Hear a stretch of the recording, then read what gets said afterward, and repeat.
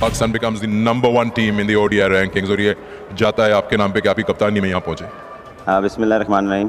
बिल्कुल, इसमें अल्लाह का शुक्र है और मेरे ख्याल से टीम की एफर्ट और पूरा स्पोर्ट्स स्टाफ का जो हार्ड वर्क था वो है। और मेरे ख्याल से जितना हमने टीम में एक जल और मोमेंटम बनाया कि हमने नंबर 1 बना और अल्लाह का शुक्र आज हम नंबर 1 बने।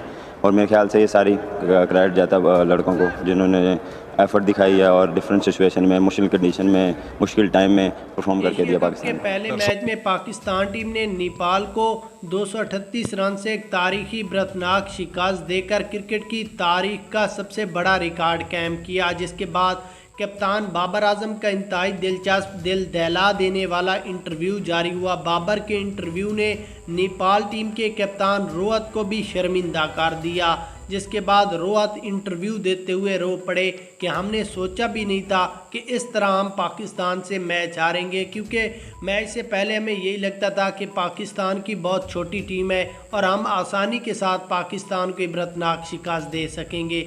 यहाँ पर आपको पहले बाबर आजम का और उसके बाद मैच की हाईलाइट्स दिखाते हैं। उससे पहले वीडियो को लाइक करें, चैनल को ज़रूर सब्सक्राइब करें। उसके बाद अगर बाबर आजम की बात करें तो उनका इंटरव्यू में कहना था कि मैंने आज मेहनत से बैटिंग की, जिस तरह बैटिंग की उसी वक्त हमें पता चल गया था कि हम मैच जीत चुके हैं। 342 रन कोई छोटा टारगेट नहीं था और आगे नेपाल की टीम थी।